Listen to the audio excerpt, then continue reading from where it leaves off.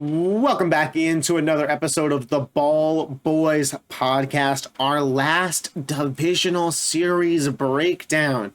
It's been a fun ride here. If you missed last episode, Nolan, still no camera, hurricane over his head top. He still made sure he's here for y'all. Leave a like just for that. But today, the NFC East, our Philadelphia Eagles, the Cowboys, the Commanders, the Giants, a very, very loaded division, which is the first time you can say that in a long time for the NFC East. We're going to get into that here today. As always, we're going to start with the team that won the division last year, and that was our Philadelphia Eagles at a NFL best, tied for best with the Chiefs.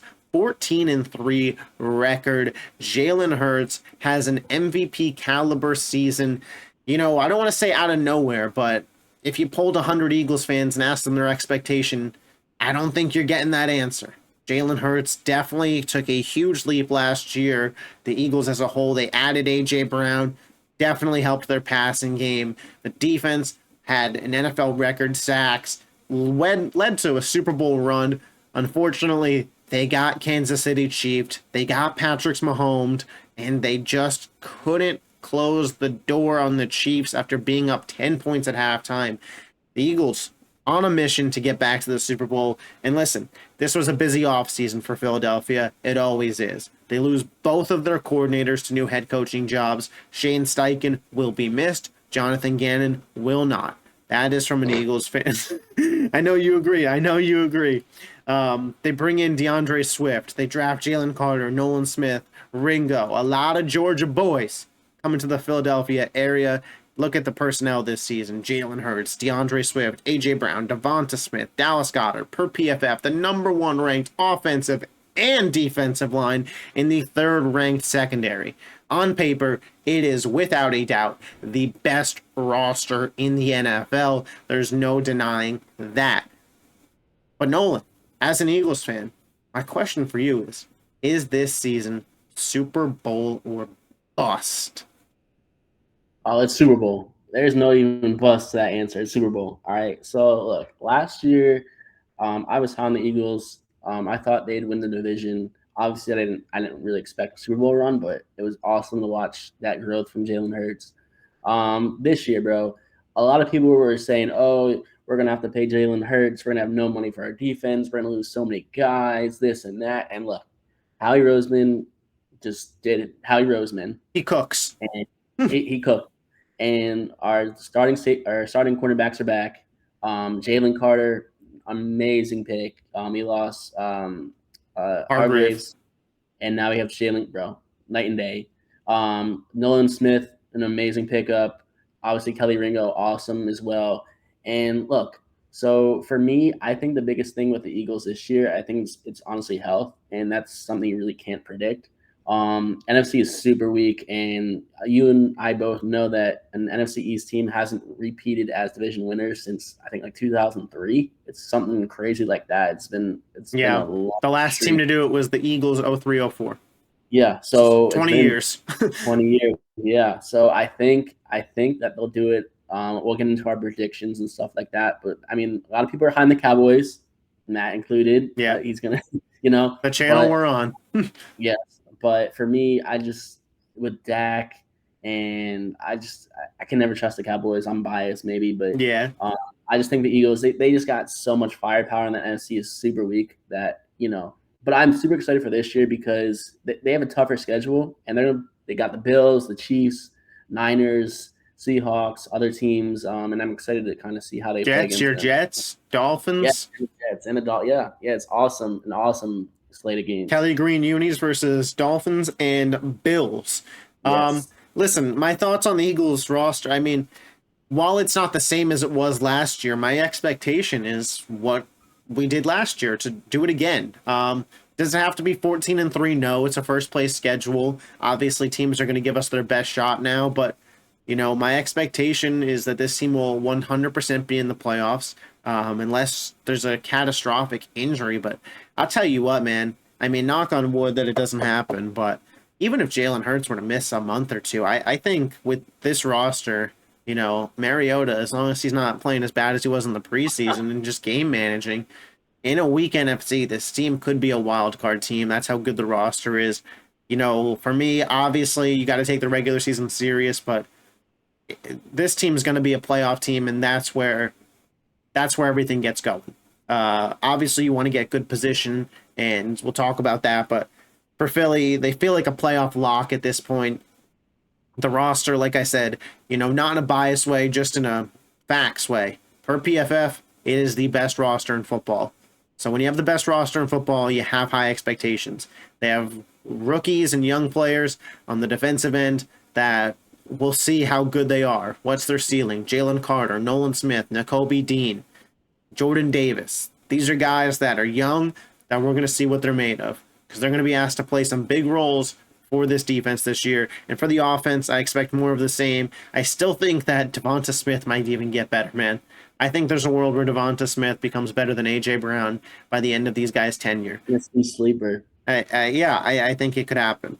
Now, let's move down this division. Second place last year, the Dallas Cowboys finished with a record of 12-5. Dak Prescott missed some time. Cooper Rush led them to a 5-1 record. The big offseason news for this team, there was a lot. They were busy too. I'll give Dallas credit. Some good, some bad. We'll start with the bad, in my opinion. Kellen Moore out as OC. Mike McCarthy taking over more responsibility for this team. I've never been a huge Mike McCarthy guy. Having him make decisions for your team's not great. But two really big additions, two great additions for Dallas, in my opinion. Brandon Cooks, 29-year-old wide receiver who feels like he's been tossed around the league like crazy. However, this guy produces wherever he goes. And a former Defensive Player of the Year, an all-pro corner, Stephon Gilmore alongside Trayvon Diggs. Probably the perfect cornerback pairing that you could have for Trayvon. Trayvon's the guy who likes to take risks and jump the route, whereas Stephon Gilmore is a shutdown corner. Football Sundays, Week 9, we're going to get to see Diggs and Gilmore lined up with Smitty and A.J. Brown. Yes, please. And then on the other side, obviously, Slay and Bradbury versus CD and Brandon Cooks. These games between Dallas and Philly this year are going to be absolute dogfights. And when you look at this Dallas roster, Dak, Pollard, Lamb, Cooks, Gallup, Ferguson, the 6th-ranked O-line, the 8th-ranked D-line, and the 6th-ranked secondary, they are right up there with Philly in terms of how good their roster is. The question for them, of course, though, comes at the two most important spots. Can you trust Dak Prescott, and can you trust Mike McCarthy? You gave us a sneak peek of your answer, but why don't you go in depth and tell us why you can't? So for me, I've never been a Dak guy, and I'm pretty level-headed. Obviously he's a Cowboy, but I'm pretty not biased when it comes to that because you have to be when you do stuff like this. But for me, he's an awesome story, awesome guy. But when it comes to football, I just don't really love what I see. And it took a lot of people to finally see a lot of things that I was seeing very early on, but he's not that guy, And I think with Trey Lance being there, he's not going to play this year unless injury, and hopefully not doesn't happen. But him being there, I think brings some pressure to Dak Prescott, and I'm really interested to see how he handles it this year. How'd you feel about Dak not being involved or knowing about that decision? Yeah, Do you think that says something? Because I don't think there's a shot in hell that Patrick Mahomes doesn't know that that's happening. 100%. And you look at, I know firsthand that Carson Wentz and Jalen Hurts being there. It might not be a story now, but it comes towards middle of the season and he's not playing too well. You got a lot of Dallas fans are brutal, man. Yeah. They're passionate fans. They will call for you to be removed. They were calling for Cooper Rush to stay. Yeah, they were. And it's Dallas, and they are starving to win. Kellen Moore not being there is, I think, a huge loss that I don't know a lot of people are talking about. And like you said earlier, Mike McCarthy, I don't know how he's still there. There's a lot of guys that I think could have replaced him, and really, even Kellen Moore, I think, could have easily got that head coaching gig. Yeah. But I would have rathered, if I was a Cowboys fan, Kellen Moore move up and McCarthy out than the other way around. Yeah, so I just think this is the year. I know I love that Gilmore pickup. I think he's an awesome addition. I'm not the highest on Cooks, just injury wise. I don't know how much he could stay healthy, but if he can, great pickup. But I just think this is the year. It's similar to the Bills, honestly, not as much. But I think this is the year that the Cowboys really show their true colors. And I think that the kind of the wheels just fall off and kind of they go in the Trey Lance direction maybe after this year. Yeah, so we view this in completely opposite lights when it comes to this Dallas team. I'm more on the side of closer to, of course, college kids, the Philly Godfather, and the Eight Ball. All three of them are in on Dallas. They all got Super Bowl futures. So, listen, I'm not going that far. I think they're a Super Bowl contender for sure. I like Dak. I think Dak is a good quarterback. I know the turnovers were high last year, but at the end of the day, is he a superstar? No. But is he Kirk Cousins? Yeah, I think he is. And what does that get you? About a top 12 quarterback in the NFL. And with good weapons and a good scheme, that can work. And I think in the regular season, Mike McCarthy's proven he can be a good coach. The problem for this Cowboys team comes in the playoffs. Can you trust Dak against the best defenses in football? San Francisco's shown you no twice. Can you trust Mike McCarthy late game decision making?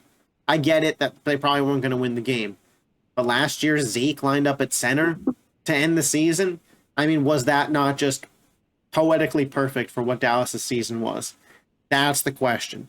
Very similar to Philly. I think Dallas' season starts at the postseason. I'm confident they'll get there, but I'm not confident about what'll happen for them when they are there. Similar to how I view the Bills. You know, we both view these teams in similar lights, just night and day. Now, of course, the team that came in third last year, 9-7, 9-7-1, excuse me, definitely overachieved from expectations. The New York Giants, Brian Daboll comes in, unlocks a better version of Daniel Jones. It wasn't elite, but the turnovers down, the rushing up, the best Daniel Jones we've seen. Saquon agrees to a 1-year extension. He'll be there day one. Darren Waller brought in, so improvements to the offense from players brought in and personnel improving. Obviously, you still have Slayton Campbell, not a true wide receiver one. The O-line, it's 29th ranked. That's your big worry in a division with Washington, Dallas, and Philadelphia. The D-line, 9th ranked. The secondary, 24th ranked. My question to you is, was last season from New York a flash in the pan? Or do you think that 9-7, 10-win team, wild card team is something this team can consistently be going forward with Daniel Jones, with Brian Daboll? All right, so last year I was actually surprised on how well they did. I know they had an easier schedule, but new coach and all that turnover, and they really played a lot better than a lot of people expected, especially in the playoffs. They beat Minnesota. That was a really good game. I hate Daniel Jones, straight up. I think he's garbage. I don't know how he got paid this much money, but hey, us Eagles fans, we love that because I don't even know how that's even possible. But shout out to his agent. But for me, I think the biggest thing with the Giants is Daniel Jones being one. But besides Darren Waller, I think he's an awesome pickup. But they really don't have those offensive weapons. I know Jalen Hyatt, he's shown a lot of really high praise in the training camp and preseason, but he's still a rookie, and Daniel Jones throwing it that far consistently really isn't his forte, So I don't know how he's going to really equate to his play. Defensively, they're not bad. I just think for me, they're just a middle of the pack team. And me and my friend, he's a huge Giants fan. I think the over-under is 7.5. I smashed the under. So I think we'll get to the records, but I think 6-7 is really what I expect this year from them. Yeah, I view the Giants as about the same as last year, about a 500 team. I think they could potentially repeat what they did last year in a weak NFC. I think they definitely could be a wild card team. They were able to upset a fraudulent Minnesota Vikings team. So I don't put too much stake in their playoff win as if, them beating a 13-win team meant something, because I don't think that team was really a true 13-win team. But kudos to them, they won a playoff game. Obviously, they came into Philly and got a mud hole stomped in them, and that was great to watch. I'll be honest, but yeah, I think there's a ceiling to your team with Daniel Jones as a quarterback, and we saw it last year. I don't see them being much better. And then, of course, the team that finished in last, 8-1, the Washington Commanders. Sam Howell, in at quarterback, Eric Bieniemy in at OC. Those are the big moves for this team. You have Howell, Robinson, Gibson, Terry McLaurin, Jahan Dotson, the 27th ranked offensive line, down 7 from last year, so something to worry about. The 3rd ranked D line, Chase Young, Sweat, Allen. Questions on their health, though. And the secondary, 11th ranked with Fuller and now Emmanuel Forbes. This Commanders team, it's one of the most broad teams that I've seen projection wise. I've seen some people having them as second in the division and winning 10 games. I've seen some people having this team being awful and winning 3 games. What are your expectations this season if you are a Commanders fan? Put yourself in the shoes of a Commanders fan, and what are you hoping to get out of this season? I think you just have to see an identity. Obviously, ownership is changing. Yep. Quarterback play is something that they haven't had in like 50 years. Obviously, RG3 was there and Cousins, but they really haven't been there for that long. Look, so for me, I kind of actually like Howell. I'm curious to see how he plays this year. The Howler, baby. Yeah, like obviously I don't think he's like amazing yet, but I'm curious to see how he plays. I love Dotson, obviously, and McLaurin. They're a really good 1-2 punch. Gibson's a nice, solid piece as well. And I wouldn't be surprised if they finish ahead of the Giants for me. I think it's possible, and I think they're in for a fun season. EB's there. Curious to see how he does in Washington. And for me, it's just kind of see how well they can play as a team, and can they really get to a point where they could be like, okay, Howell's our guy, and he'll be our guy for the next couple of years. How hot do you think the seat is for Ron Rivera? Oh, it's flaming. Yeah, new ownership, definitely probably willing to move out and get their guy if they want. So, I think if they finish last in the division, Rivera's gone. That's what I'll say. In the NFC, maybe the expectations wild card. 8-1 last year with some questionable quarterback play. I like Howell too. I think it could be an upgrade, and it's a reason that I think I may regret where I have this team finishing, but I'll let you start us off. Let's get into the predictions. 4-1 again. How do you got this division shaken out?